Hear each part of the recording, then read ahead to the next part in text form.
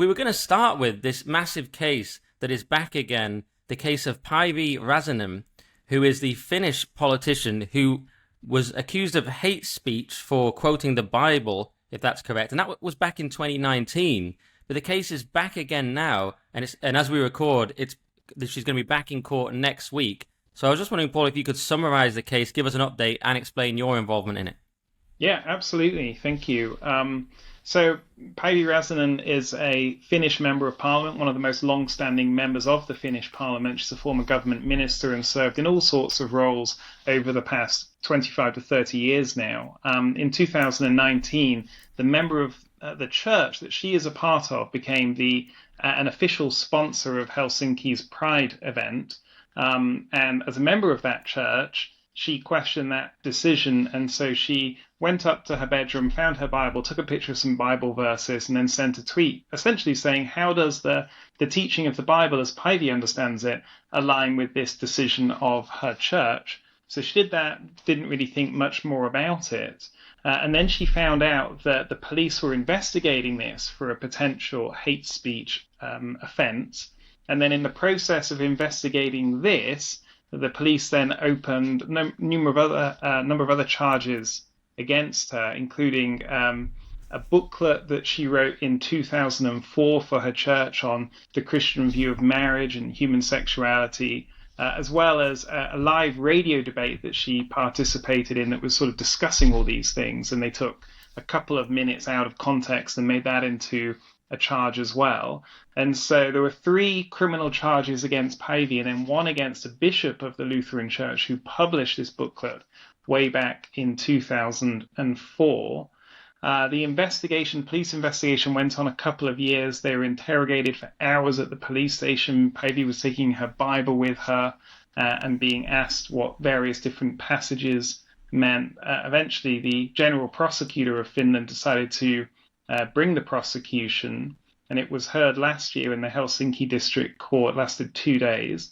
The District Court acquitted Päivi and the bishop of all offences, and according to Finnish law, the prosecutor is allowed to appeal that decision, not on a narrow point of law, but essentially retry the whole case, which is what is happening next week in Helsinki at the Court of Appeal. So the prosecutor had round 1 last year, and now gets to go again for round 2 next week. Yeah, that seems crazy. I mean, I believe it started in June 2019, so it seems extraordinary that it could still be going on. And as you say, she went through apparently around 13 hours of interrogation, and there were 3 criminal hate speech charges. So this goes all the way back to 2019 in June. So it's incredible that it's still going on. And yeah, she was a sort of objecting to her church's involvement in Pride 2019. And I think she's part of the Lutheran Church, is that right? Correct. Her husband is a pastor in the church as well. Okay. And she basically quoted from Romans, this quote, "Therefore God also gave them up to uncleanness in the lust of their hearts to dishonor their bodies among themselves, who exchanged the truth of God for the lie and worshipped and served the creature rather than the Creator, who is blessed forever. Amen." And it goes on a bit, but it was a quote from Romans. So you're faced with this question: is it illegal to quote the Bible, and is therefore the Bible illegal? Do we need to ban the Bible? Now, is it the text itself, or is it the context? Is it that she is approving of it? Could you quote it to mock it? Does it become a kind of thought crime? What's your take on that? Yeah, so the prosecutor has said, look, it's no problem owning a Bible. It's no problem quoting the Bible as, for example, a historical text. And in fact, in an opinion piece that the prosecutor wrote a couple of years ago, she actually said, for example, one could own and quote Mein Kampf. And so in doing that, actually equated in that sense the Bible to Mein Kampf, as if these were somehow equivalents.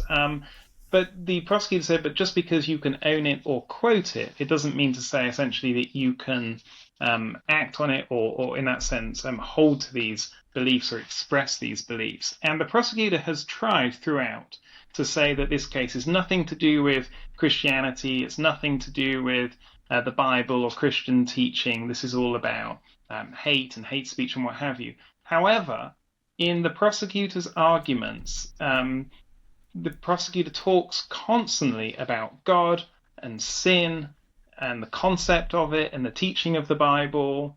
I mean, I have the prosecutor's arguments in front of me, and it's just there are just countless references to God, sin, the Bible, etc. So there's no question. It's not hyperbole to say that the trial is about Orthodox Christian teaching, which, of course, many would say is offensive. Many would say they disagree with it.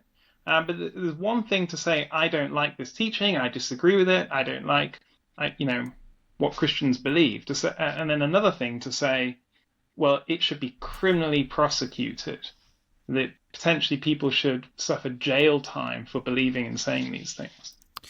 Yeah, I mean, we've had preachers arrested in the UK, street preachers and things. I mean, do you think we're close to just Christianity just being illegal in itself?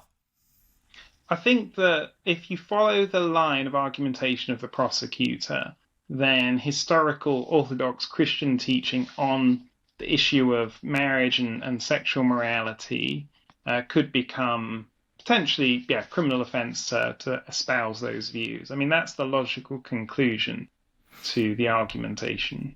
Yeah, because at the moment they're not trying to go around banning Bibles, and yet if you quote from the Bible in a certain context, when you're going up against one of their sacred beliefs, which in this case is that Pride Month, it's all their sacred rituals perhaps, then it becomes basically illegal. I mean, only in Finland at the moment, though it's not very different over here, it doesn't seem that different in the UK.